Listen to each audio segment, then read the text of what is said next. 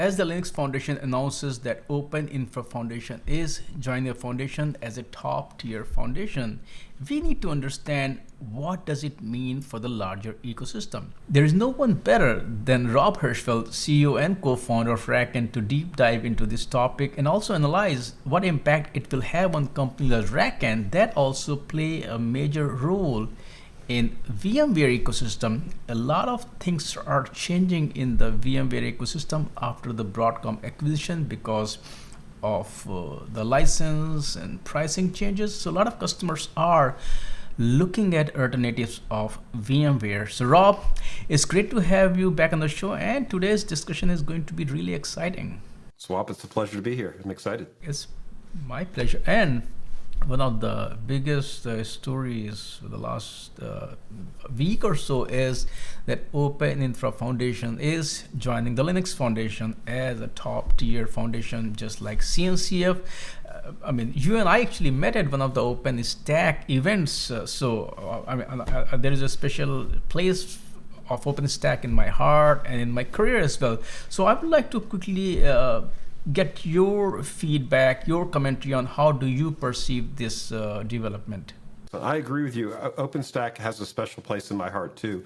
I've never been part of a more connected, sincere community. And I hear this over and over again as we go, as my career has advanced. I haven't been active in the OpenStack community for several years, but when I run across people who were in the OpenStack community, we all really have a special place in our heart for the type of collaboration and camaraderie that marked that community. And it's still very present in that community, although things have definitely changed over time. And I think one of the evidences of that is that joining the Linux Foundation is really a seminal moment in thinking through how the foundation is governed. And not a lot of people spend as much time as I might spending about governance. So it's definitely a transition in how things work and how people are looking to get a benefit there.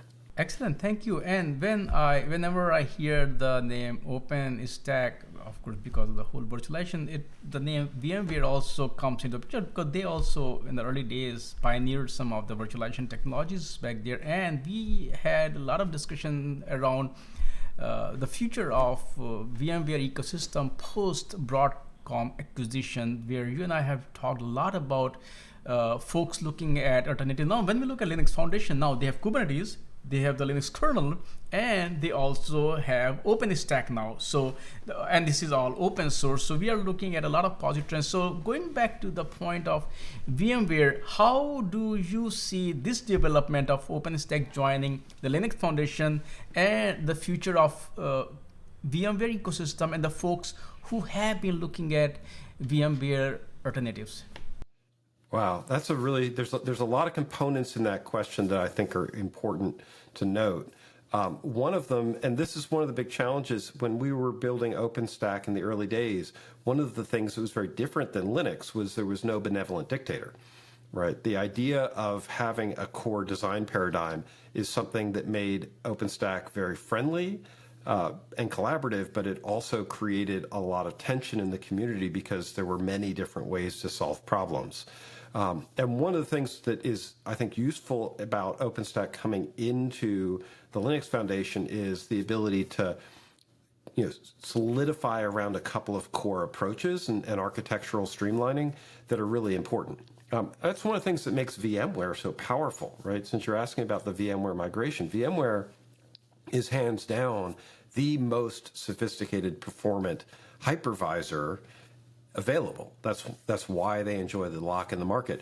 And they've really built a tremendous amount of capabilities above the line. vCenter, vSphere, these core suites and virtual machine managers, that is really part of the lock-in here. It's not just ESX and ESXi, the hypervisor. It's also the management tooling, the networking capabilities, the other pieces around that. And a lot of people, I think, forget that when we look at what the universe looks like. So one of the things that's helpful here is that you have to understand most of the market outside of VMware is using KVM or kernel virtualization inside of Linux. That's a core capability. There's a couple other hypervisors here, but most of the things that we look at in market have some basis on doing different ways to leverage KVM, OpenStack included. And so what we're really talking about here is not the core virtualization technology, but how we do management above that layer. Right, and that's one thing that OpenStack has really done a lot with in how the projects were designed. They have networking projects, storage projects, all these different components that are really very virtualization focused on how they operate. What I think is a challenge for a lot of people is that adds tremendous amount of complexity on top of the OpenStack system. And when we look at the broader market, as you were asking, customers of ours are really trying to figure out how do they get a simple, functional, performant hypervisor, and manageability and support are really critical for that. And that's one of the places where, as much as OpenStack coming into the Linux Foundation or open infrastructure coming into the Linux Foundation, helps with that, it doesn't actually address the core support, enterprise support, vendor support questions that are really part of the challenge of any open source project, and for OpenInfra have been one of the big challenges with how do you actually get support for that an open infrastructure project. And now, since OpenInfra will be part of Linux Foundation, what are the alternatives, open source alternatives that folks are looking at? We can look at the Kubernetes ecosystem. We can look at OpenStack ecosystem.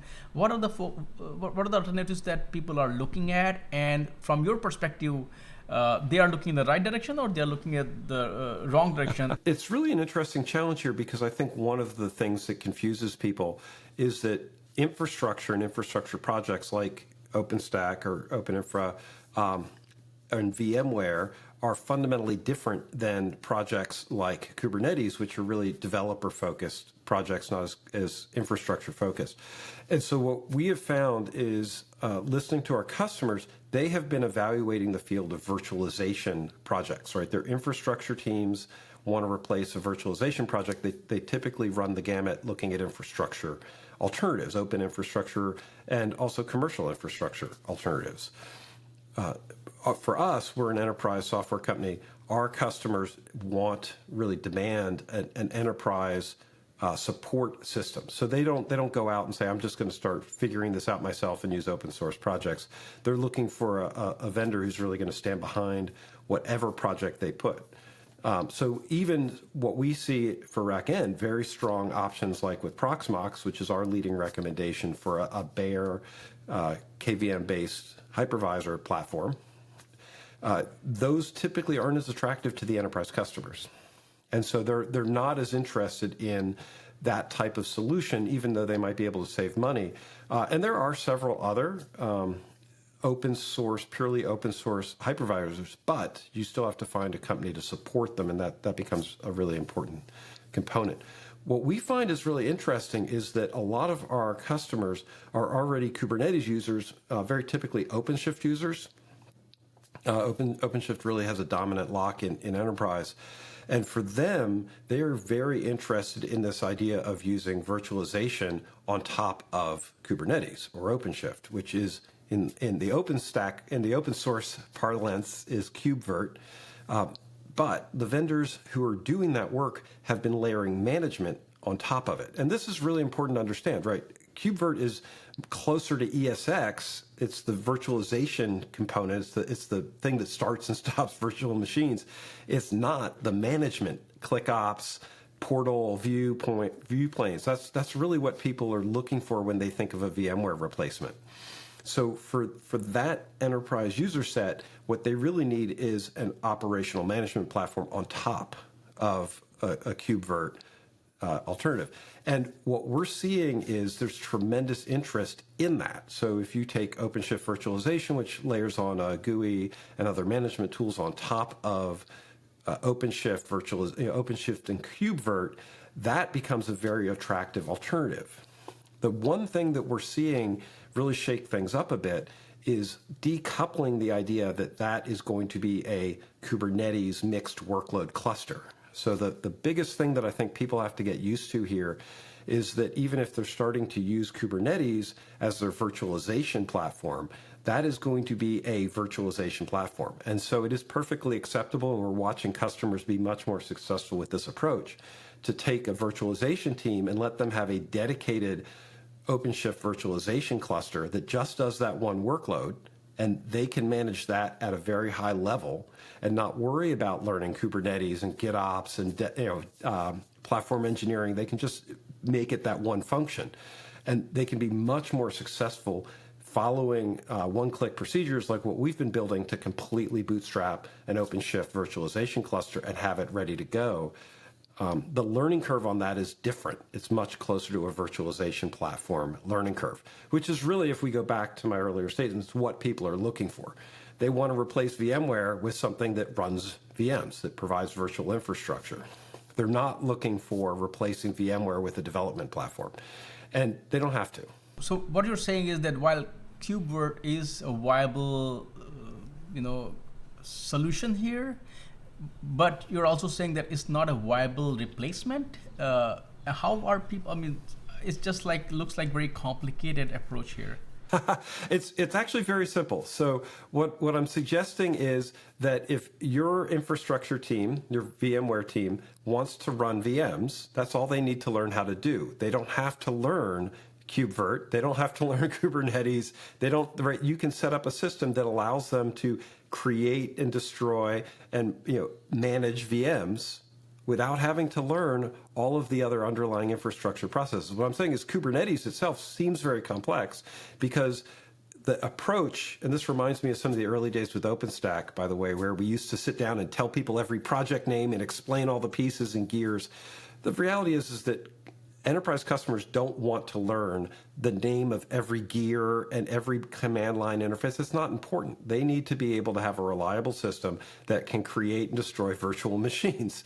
And that's the fundamental component here. So no, what I'm really saying is that you can segregate those two different types of use cases and satisfy the VMware replacement. Now, OpenShift virtualization and KubeVirt have a ways to go on storage and networking and some control pieces. So it's not an immediate I'm going to take 100% of my VMware and shift it to everything else. But there is no other virtualization platform that's going to absorb 100% of Kubernetes workloads. We've said this on previous interviews. The goal here is to reduce your VMware use over time and shrink it from 100% or 80%, as most enterprises have, down into the 20% range. Because there's some workloads that have requirements to run on VMware, and you might not be able to get rid of those. But if you're running Kubernetes workloads, those are easy to move to another hypervisor, and moving them to a OpenShift virtualization makes a ton of sense. If you have ephemeral workloads, if you have highly dynamic or development workloads, all of those things can be moved to these other alternate hypervisors very quickly, and that makes a ton of sense for people. Harder features like live migration and things like that. If you have workloads that really require that type of uptime and that type of utilization, you get into a much smaller set of options for what you're trying to do. But if you can isolate those workloads, then just let those run on the premium hypervisors. Awesome, thank you. Now, you and I have this discussion in past also, and I want to bring it, while we are looking at the VMware alternatives, KubeVirt you mentioned, and of course OpenShift you mentioned, while we all respect and Red Hat, they do a lot of things in open source. They're one of the champions when it comes to open source. I mean, Red Hat model is known, that's kind of legend there. But how wise it is to move from one company-owned technology to another company-owned technology. While we, as I said, we all trust Red Hat, we all know that they are doing the right thing, but moving to OpenShift versus if there are other alternatives to move to, what are your thoughts on that? Yeah, this is one of the challenges, and I'll go all the way back to my OpenInfra experience here. When enterprises use open source technology, they get distros or distributions of those technologies, which are from vendors, because that's how you support it. So it is really very difficult for anybody to consume raw open source and use the open source and build it themselves. They are taking on a significant amount of burden. So the enterprise choice is to consume open source through a distro. You pay money for that, and then the distro does support. And the distro will start pulling away in some ways or another to provide that support from the pure open source core. And that's okay. It is actually part of the value proposition. In the KubeVirt case, all the vendors are going to be building their own management stacks on top of KubeVirt. And that is a benefit, right? So you will, no matter what you do, either have to have all of those skills yourself, which I really don't recommend. They're not value-added skills, or buy them from a distro that is adding some additional manageability and support capabilities on top of that. So really the enterprises, it's not choosing between open source or not open source. It's really choosing between the vendors that are doing supporting the tooling that they need to use and how they're going to do it. We really, really recommend, and we help customers do this all the time, to be able to have highly automated, process-governed systems that have vendor neutrality baked into them. And so the idea isn't that you want to, walk into a new vendor relationship with a lot of fear. What you want to be able to do is you want to walk into that relationship with options and controls that make it much easier to change things as you build those systems. So when we're helping customers build an OpenShift virtualization cluster, that is generic multi-purpose gear, right? We're not locking people into a OEM or a hardware system. We're not locking people into an operating system, right? You could take that whole infrastructure and switch it to run Nutanix or Proxmox or VMware. The goal here is that you want to be able to demonstrate high agility in what you purchase, and then run that vendor relationship very effectively where it's providing you value. Right now, we see OpenShift Virtualization is doing a great job providing the tooling and with a high direction to replace most of the functionality that VMware has locked up in market. But we also see customers who are saying, you know what, this is great. I can use this for these components, but I might have use cases where I don't need all that. I could just virtualize using Proxmox, or even better, I could eliminate virtualization altogether, and I could use OpenShift or Kubernetes directly on the metal and not need any VMs. If I have a big stable workload, that might be a better alternative. So the key here is to approach your vendor relationships in a very dynamic, automated, flexible way, and avoid the type of lock-in that we got into with VMware, right? VMware lock-in occurs because people really wired into the APIs, but it also occurs because they bought big appliances that were completely locked to a hardware OEM and vendor stack and a version match and all these pieces and parts and storage layers underneath. And when all of those pieces are interconnected really tightly, then changing one piece is impossible. That's what made VMware so difficult and sticky, right? What we're looking to help customers do is be able to have interchangeable parts under the covers. That's what bare metal automation is ultimately about. You earlier mentioned also that there are some missing pieces there when it comes to KubeVirt. What is missing here for the widespread adoption? And are you seeing that the communities and people have started thinking about it? Or you feel that, no, we have to do a lot of more education, more advocacy, and then the right pieces will start falling in place? So this is an 18-month journey at fastest for people. So people should not expect to rip and replace all their VMware and then swap in OpenShift virtualization or any hypervisor here. They have to have a plan. It's a migration of which workloads can migrate most quickly. We see networking and improved network isolation as absolutely critical. That's something that's coming in the Kubernetes communities, and we expect to see coming into the KubeVirt communities as part of that community development work. But you can also do some of that work as overlays into the systems that you're building, and that's perfectly fine. Storage and approaches for storage and storage architecture, especially a lot of people using VMware are used to externalize storage with a SAN.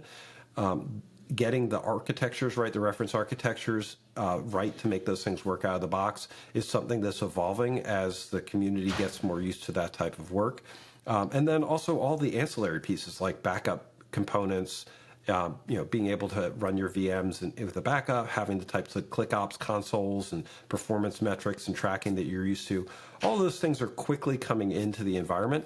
And to me, this is part of the important thing of separating the virtualization user from the Kubernetes user. So the virtualization users have an infrastructure mindset and they need infrastructure tools. Those, I believe, are going to move very, very quickly. There's some there already, but I think we're going to see, we know what we want in that we want to replicate vSAN, not vSAN, but vSphere and those capabilities. Not 100%, but that's what people are used to doing. They've evolved to meet infrastructure needs. So it's a pretty simple target to move to. One more thing that you talked about, of course, Kubernetes complexity is there, and of course, whenever we look at migrating from one technology, one vendor to the vendor, friction becomes an issue. How folks can reduce this friction when they are looking at moving away from VMware to whether it's OpenShift or KubeVirt or other, OpenStack or other open source technologies? Yeah. Complexity is one of the scariest words in IT and also one of the least escapable words in IT at the same time. And I think the idea here for me is to not assume that if you're doing a project like an OpenShift virtualization, you have to become a Kubernetes developer. As a matter of fact, I would suggest putting up walls that says, let's figure this out so I don't have to be. Right. And that's exactly what we're trying to do with RackN as we're building our integrated OpenShift virtualization solution on top of Digital Rebar, right? It does all of that work for you so that you get a working cluster. And it's good for people to be able to pull behind the curtains and see what's really going on. That I always encourage that. But you should be looking at systems that don't require this. It's one of the things I think that's been a challenge with OpenStack is the number of projects and the pieces that fit together, and the designs were really to keep the project separate instead of an integrated whole. And so I think that people looking at how they're going to replace VMware, they need to be thinking about how the solutions that they have fit as an integrated whole and what they have to learn to make those pieces work. I don't think people should look at appliances and very locked in vertical solutions, but they should also be thinking, do all these pieces sort of fit together in a regularized way? And do they eliminate some assumptions? So having too much choice in a system adds complexity. Having too little choice in a system, right, too little complexity makes you extremely vendor locked. And so anybody evaluating these choices really has to work hard to balance the sweet spot back and forth between adding in optionality and then looking at systems that require too much optionality. And that's always been a struggle for helping operators do really good work on this. And so I think when we've looked at the market here, that OpenShift virtualization is hitting that sweet spot for us, just like Kubernetes for the last 10 years has really hit the sweet spot between overly prescriptive and overly flexible. And that's why it continues to win as the container management platform of choice. And how does RackN fit into all of this? How can you folks help folks in this migration? We are doing a lot of work to make the bare metal components for this just work, right? We really take the stress, we take the learning curve, we take all of the I don't know how to manage bare metal, right? This is something that the industry has really been conditioned out of with just buying VMware pre-wired solutions. In order for any of these solutions to work, your company needs to be able to run bare metal effectively. And very few companies have the expertise, and frankly, building that expertise is not helping you be more competitive. What RackN does is we take all of that expertise and we build it into standard processes and governance as software. So people run our software, and then it has all of the standardized pieces to run any piece of hardware, any operating system, build any platform, right? Those are baked into how the systems operate, and then they're moved forward as we advance the software. So our customers are always able to keep up with hardware, software, operating system changes without having to build and maintain that expertise. It's a tremendously powerful story. And that's the key thing in this transition. If you're going to be pulling in an OpenShift virtualization or an OpenInfra virtualization or a Proxmox or any of the other technologies we've talked about, the key here is the job you do governing the bare metal and making that standardized and repeatable and highly reusable, that strength will speed and simplify everything else you build on top of it. And that's one of the places where we see a tremendous difference for our customers. They've been able to really transform how they think of infrastructure because they've gotten standardized governance and process. They get to move into reverse auctions and changing vendors. They get to take updates and patches much more quickly, which keeps all their security and their governance processes, their performance higher. So those things all are bundled together. And so I think a lot of people who are just picking, oh, I need a Proxmox, I want OpenShift virtualization, I want OpenInfra. If they're just looking at the platform level, then they're missing how they're going to actually make those platforms really successful in their enterprise. And so what we found is that customers can integrate those choices together, even at proof of concepts and trials, right? That's part of what we're doing right now, is just helping customers move through that process in a much more effective way and then be able to answer, it worked, can I run it? Can I manage it? That's the key question ultimately that people have to answer. And that's one for us that just we help answer out of the gate. As we are looking forward to how things will look like with OpenInfra as part of Linux Foundation, can you also talk about, because you have been part of this community for a very long time, is that what are some of the lessons that you think we can learn or OpenStack community can learn from OpenStack and OpenInfra? This type of migration is a real opportunity for a bit of a reset in how OpenInfra is thinking about working governance. And it's been very clear that the core four opens are very important and will be preserved. But looking back on 10, 12 years of OpenInfra development, one of the things that I felt very strongly during my time in the community was that we were trying to serve a lot of different users and a lot of different use cases. And so I think being part of the Linux Foundation does help OpenInfra narrow down onto a smaller subset of what use cases we want to solve, which hypervisors we need to use, how it's going to be structured, right? Those are really important options, really important things to consider, including, and this has been a trend line for OpenInfra for a while, and I think it's a very positive one, of looking at it as a Kubernetes workload.